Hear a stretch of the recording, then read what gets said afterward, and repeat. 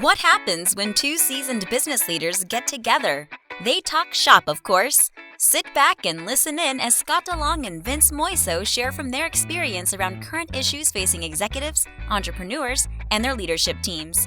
The CEO Podcast starts now. Hey everybody, Scott DeLong with the CEO Podcast, here again with Vince Moiso, and we have a special guest, Tanya Stevenson. Thank you for coming. We appreciate it. Thanks for having me. What we're going to talk a little bit about today, I'm going to give you a chance to introduce yourself and who you are and what you do, but we're going to talk a little bit about women in the workplace. So, and the struggle of coming up, and we'll tell a little bit about your story on how you came through the ranks. But I really think our audience will be interested in to hear that you don't need a degree, an MBA, all of those things in order to grow within an organization. So a little bit about Tanya. She works for a company that I'd worked with in the past and started as a youngster there as just kind of a, I'm not going to say grunt, but in a lower level job in the position, and just burned her way through and ended up becoming a vice president. And I met her, it was probably 5 years ago. You were already a vice president, so even as young as you are now. Mm-hmm. So well, thank you. But yeah. I don't well, in this crowd, you're young. Just saying. Depends who you hang out with, I guess. Yeah. You're speaking for yourself, right? I am speaking for myself. Yes, I am. So, so first of all, thank you for being here. And can you talk a little bit about how you came up, where you started, and what happened? How did you get the jobs that you got?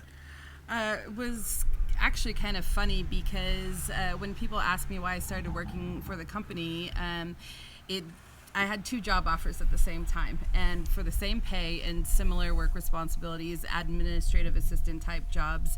And I decided to take one over the other because it was here in Southern California. It was closer to my house, and I didn't have to drive as far in traffic. So that's. You mind saying how old you were? I was 25 at the time. So 25, and that was an important thing to people in Southern California, right? So Sure.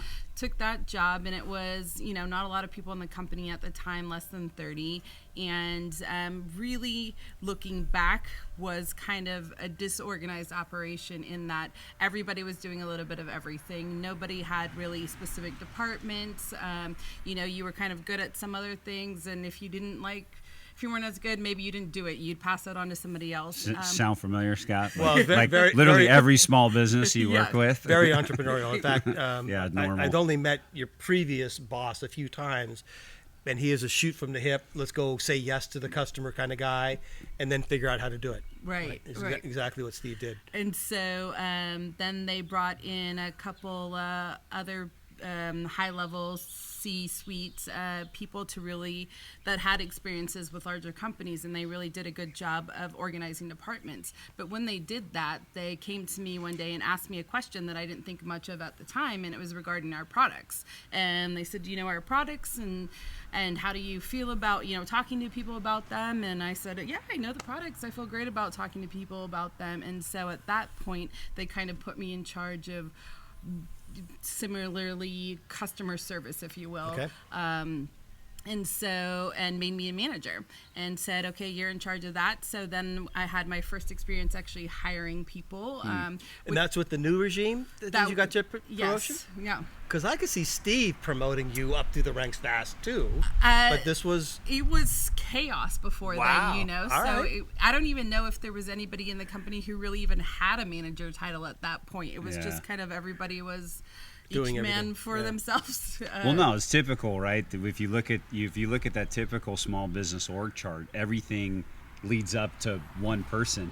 Pretty much. It's how so it was. it's And so everything else is common. flat. So there's Yeah. really no management. There's management and no management at the same time, right?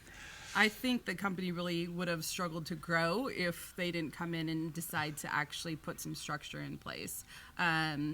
Because it made it Amazing how that works. Yeah, it really made it so that we were able to be more efficient, obviously, and be able to focus on individual departments versus. So let's whatever take it falls in a their different lap. direction. You worked in the automotive industry, Yes. right? Not an automotive company, but in the automotive industry. Right. And tell typically a male-dominated industry, or at least it was 15 years ago. I mean, right? Probably still is. At that point, all of the C-suite people were all male. Sure. If you go into a dealership today, there's a 90% chance the owner or the dealer principal is going to be a male. Yeah. Most of the people selling to them are also men. So yes, definitely male-dominated. So was it a positive or a negative, you being a female, or did it have anything to do with anything? Like, because feminine charm and a bunch of men, yeah, that makes sense. But there's also the glass ceiling concept, right? Right. Which, I think at that point I was maybe too young to really even consider it, especially being just, sheltered in our office environment. Once I started growing with the company and had to actually travel outside the office walls and visit dealers and that kind of stuff is when it really dawned on me how male dominated the industry was. Yeah. Outside our little four walls. so the customers treat you better or worse then? Oh, both. I mean, in some scenarios, I remember this one dealership I visited, actually up in LA, and I asked for the general manager's business card, after the meeting so I could get back in touch with him, and he takes out his wallet and he chuckles to himself, and I look at him and he says, "Oh, when I bring out my wallet, I'm just so used to giving women money." And so that was, so right. And I was like, "Look, MF, I don't need your money. I make my own good money." That's the thought that was going through my head. Of course, I didn't say that, but Yeah, you're lucky you're a customer. Exactly. Yeah. So yeah. That just makes me cringe. Mm-hmm. Yeah. Well, I'm curious to understand this. Well, one is I want to mention we love bootstrap stories. I'm just such a fan of bootstrap. And that's just coming up on your own. And I have some of my closest friends are bootstrap. We've had a podcast guest before where that topic was the topic is just the bootstrap entrepreneur, the grinders. In your case, I'm really curious because I want to know the learning that takes place, right? Like, because one, you're in a male dominated industry, right? Which makes that's a challenge in and of itself. Two, my understanding is you don't have the education, you don't necessarily have the experience, you don't have that background where you can just go hand somebody a resume and great, you're in that position. So it's a dogfight all the way up, and somehow you've got to be self-taught along the way, because I can't imagine there was anybody that just said, "Hey, Tanya, I'm going to give you all the little secrets. Here you go. I'm just going to give you this path." You kind of had to create that path. So I'm always curious. What was the learning path for you, and when did that light bulb go off where you're just like, "Hey, the path is clear. I know what I need to do, and I'm going to go do it." God, I wish I could put my finger on that and sell it, because it's a really good question.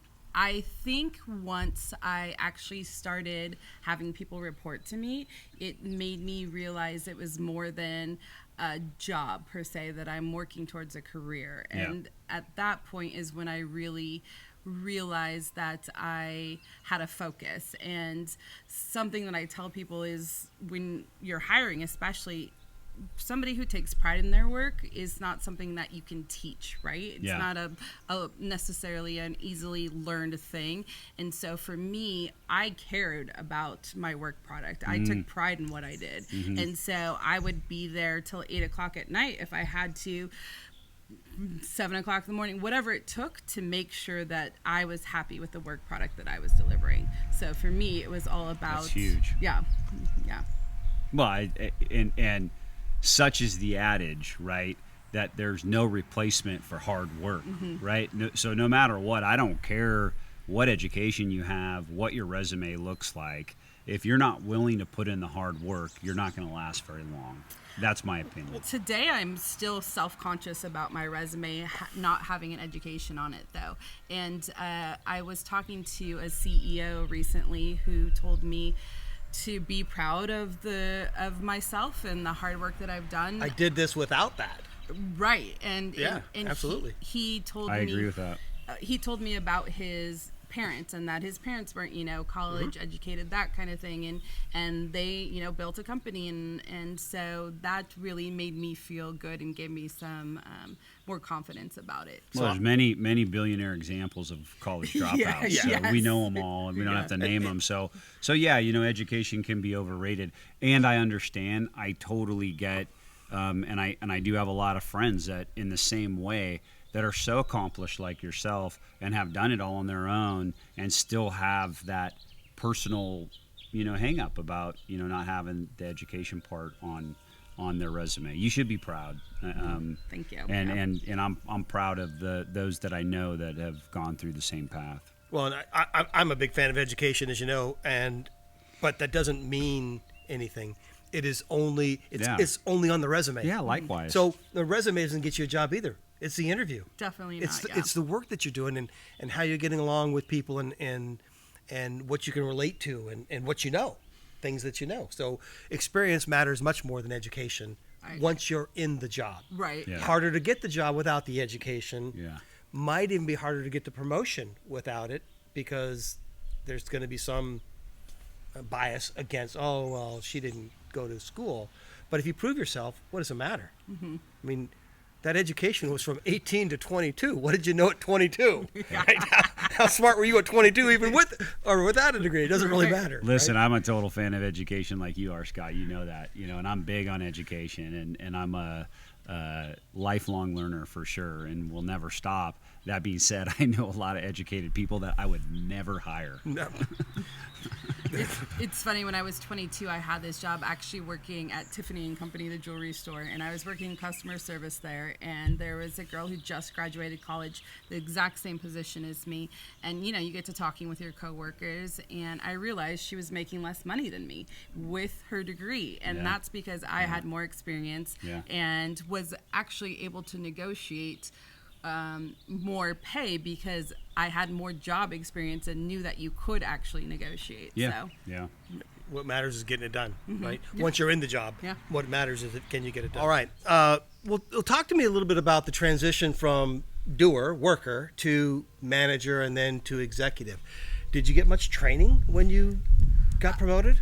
So I wouldn't necessarily say organized training as really a way to put it into words, but more like I had a great mentor, and so he was really the one who kind of brought me in and really saw something in me, and I thank him every day for that because it was really put me on the path to... Was he your direct supervisor or a disinterested, an interested third party? At that time, he was my boss's boss. Okay. So, great.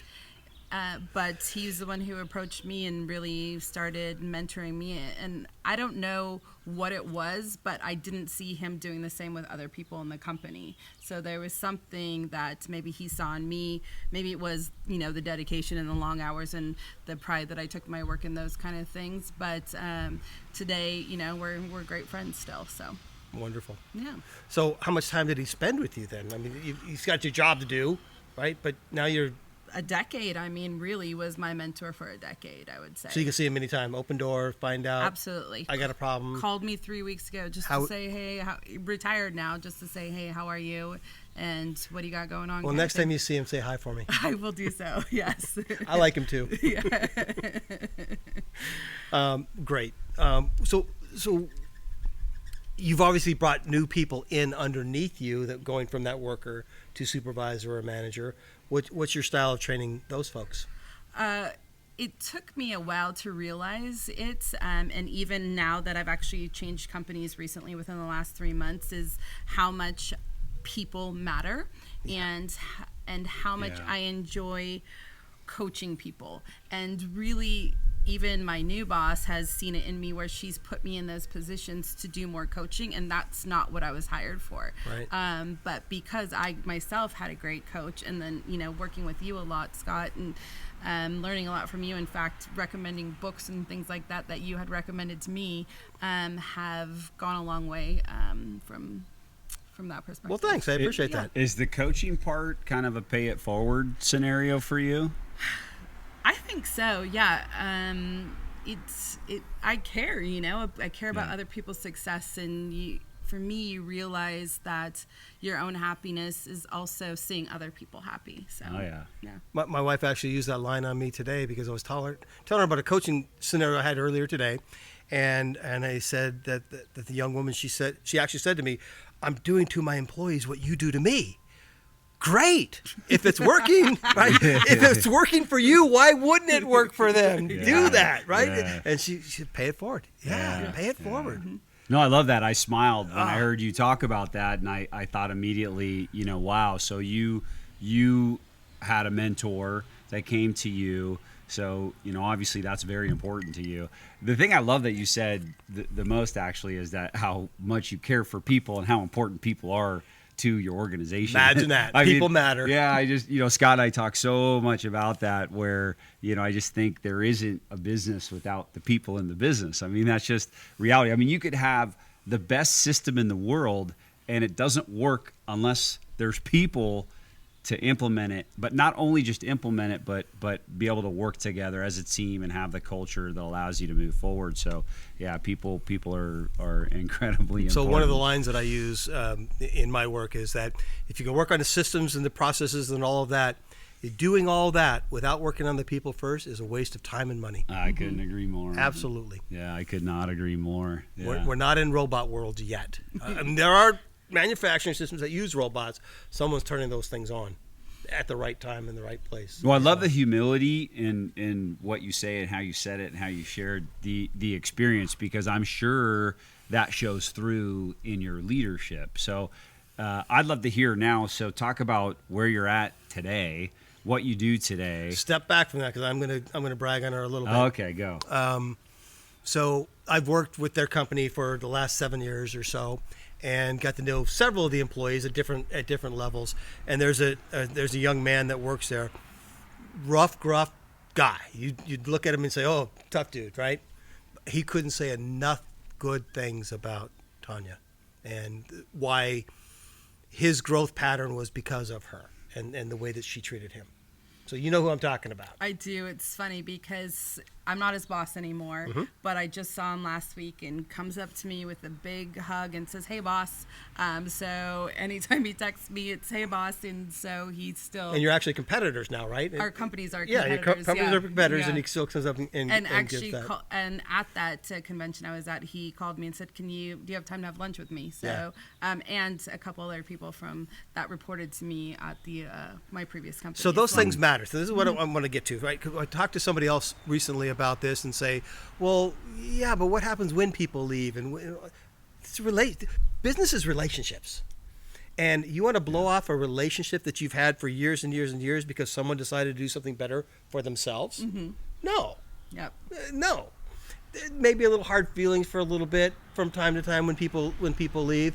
But even your former boss came up and gave you a big hug at your last conference too, did he not? He did, and I felt like he took genuine time to ask me, how I was doing and where things were with me, and even actually when I left my previous company, he told me there'd always be a job there for me anytime I wanted to go back. Yeah. So. And that hug wasn't to get you back to work. No, that was genuine because people matter. He tried all that before I left, even tried with my husband saying, what can we do to get her to stay? So, people matter. They matter. So it doesn't matter. That's flattering, though, Isn't it? Yeah, it is.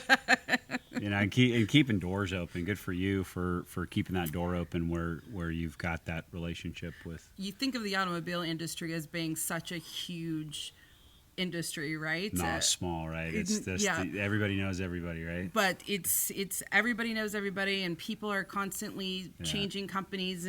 But it's you go to a convention, it's all the same people you saw there 10 years ago, but they're all working different places. So yeah, and most industries are like that, especially if you've been in an industry for a long time. You know the players. So let's get back to your new position with your new company. What are you doing? How are you doing? what do you think, right? The difference between where you were, where you are, what transfers, what doesn't transfer, how things are different. I kind of want to hear that story. Yeah, sure. So I left after a lot of consideration. I was there almost 17 years at the previous company, and I took some time off, which was amazing. And I saw your pictures. Yeah. It sounded like fun. And I took the right amount of time off where I felt excited about looking for a job again. And so because I had good relationships, I honestly told like 3 people that I was looking, and got, started getting phone calls and interviews right away after that. And interestingly enough, I started working for a company where I now have a female boss for my first time, and I can't even remember the last time I had a female boss, honestly. Wow. So it's really nice having a female boss, and the company I work for actually has a lot of women in high-level positions. Half of their C-suite is women, and they, frankly said we have such a group of badass women in our company that nobody's gonna be able to say no or be able to mess with So what do us you at think all. women bring to the C-level then? Because that's an interesting topic. There is a glass ceiling, less women in the C-level positions than men still. But if you listen to somebody like Tom Peters, an old guru kind of guy, he talks about if your board isn't filled with at least 60% women, you're making a mistake, and the C-suite as well. What is it that women bring to that level that you don't get with a typical man? I think women are obviously inherently more emotional, so we care about people more. Just by nature, I think it's a caring thing, and with that you're going to try to surround yourself with other people that have the same mentality as you do. And so my boss definitely was somebody who fought to bring me in, and I asked for a lot of money, and she fought to make sure I got it. And Can I get a loan? I feel like you said all that with a little bit of reservation initially. No, you're a good company. We agree with you. We like people that make money. It's good. Yeah. So yeah, it's been an interesting change, and I feel like the communication's a little bit better and easier to. Man, if I learned how to communicate with women, that'd be wonderful. Yes. So this is what I heard. I just want to repeat everything that I just heard right now. So I'm just going to repeat it all. Is so women are better in touch with their emotions. Check. Yep. I agree. Yep. Right. They care more. I know this is part of that, but they actually care more for people. Check. Yes, I agree with that. And then they are better communicators. Check. I agree. I mean, I can't, as I sit here. So by the way, I'm married and I have 2 daughters. So I have a house full of women. So you had to say all that. And no, I agree. Here's the thing. Having 2 daughters completely changed me. They're 24 and 20. And it completely changed me. It changed my perspective. I mean, from coaching youth sports all the way up to coaching in high school. When I first started coaching, I coached how I was coached. And you know how I was coached? I got a kick in the ass and a slap upside the head. I was told everything that's wrong with me. I was beat down on a daily basis as if that was going to somehow motivate me to be better. And so I noticed in my first couple of years, I'm coaching because sports were such a big part of my life. Like, I'm coaching young girls the way that I was coached. Holy shit. So I made, I made a few of them cry, admittedly. And as soon as I'm looking at them, I'm like, what am I doing? There's a better way. What? There's got to be a better way to this. This can't be right. Like, who wants to be treated like that? Yet that's how we've been treated our whole lives. And then so having to learn that, and then having daughters, it changed me as a person, changed me as a father, as a husband. Even the way that I lead today is completely different, and I can trace it back to that. Reality is yes, women somehow get all of that, and it takes men a lot longer to figure that out. Yeah, it does. takes us longer. So I'm going to go back to the thing that I think is the most important piece that you said that, and you said women are more caring, and that's a word I've been using a lot lately in the work that I do with people, in the word care, like show care, show them you care, and they will do things for you. In fact, I take the word care a little bit deeper, and I tell people that, and I believe this 100%, that when you care for something, you end up loving that thing. Whether it's a puppy or a kitten or a plant or a human, or a business, right? I think about people that work in retirement homes, right? And that just the relationships that those old people have with these paid staffers, that's a loving relationship, and it's because those people cared for those old folks, and it ends up turning into love. Can't get much better than that. So go to that word. Whether you're a hard-ass business guy or a coach or whatever you are, show care. People respond. People respond to care. Yep, I agree. Yeah. So if it takes a woman to be in charge to show care, then let's get more women in charge. I think we need to teach the men how to care. And there's good guys out there, obviously. Yep. But it's kind of been an epiphany for me having that change, because that's largely part of the reason why I left my previous company, was actually a lack of showing that care. So, yeah. Interesting. There's work to do then, right? So, okay, there's work to do. But that's important. You know, we talk a lot about culture and the culture of a business and how important that is, and that's so essentially you traded one culture that was lacking in that for a culture that is abundant in that, and okay, there's no surprise, right? No surprise. And I think more and more, okay, why do we have this issue in the market right now? Why is it so challenging to go find talent? Why is it challenging to hire people? You know why?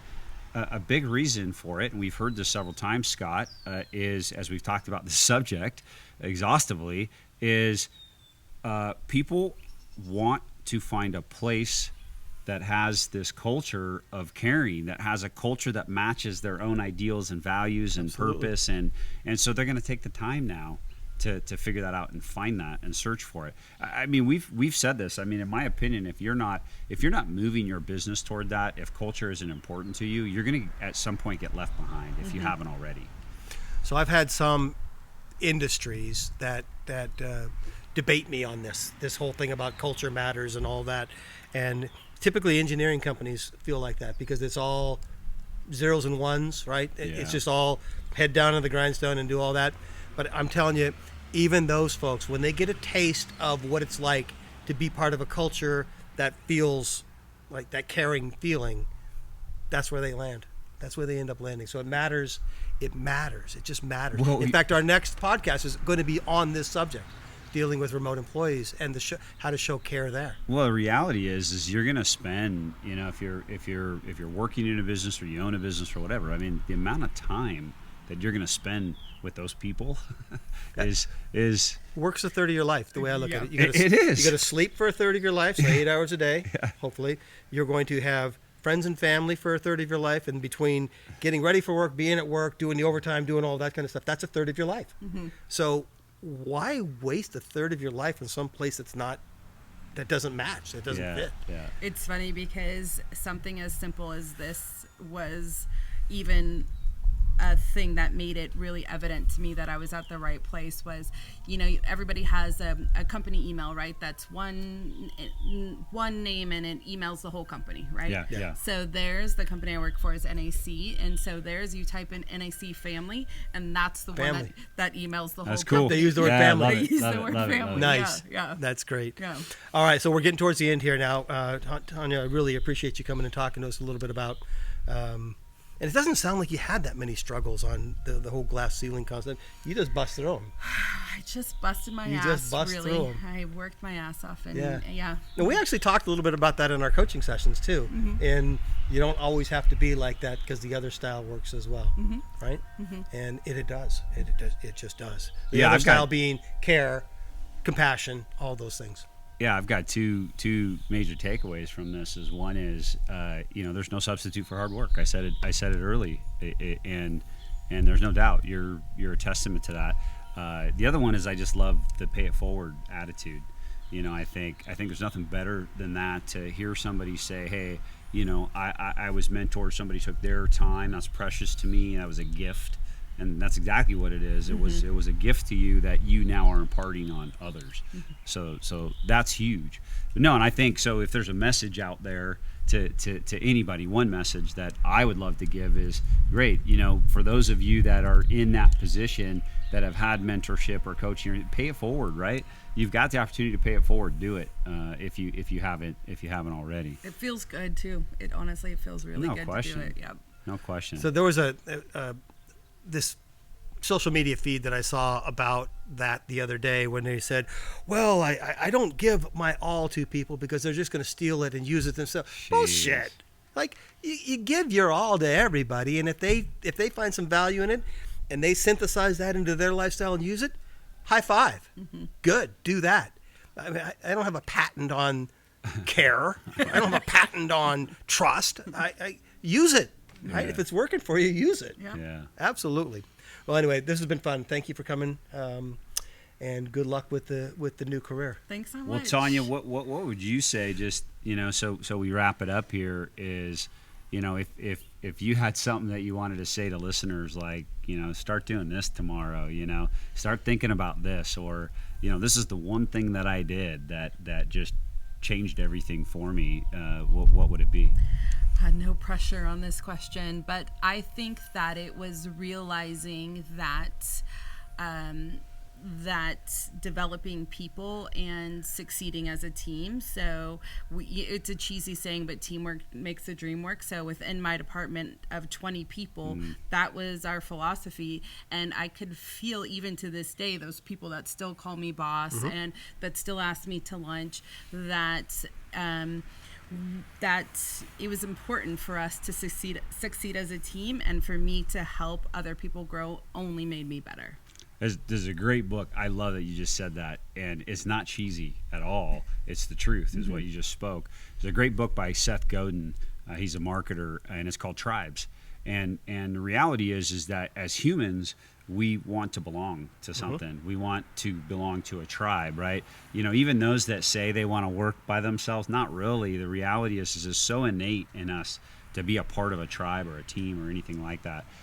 Nothing cheesy about what you said. I think that was great. Yeah, I appreciate you coming on and Thank you. Joining the discussion. That was a fun one. All right, enjoyed it. Thank you very much. And until next time, cheers. Cheers. Cheers.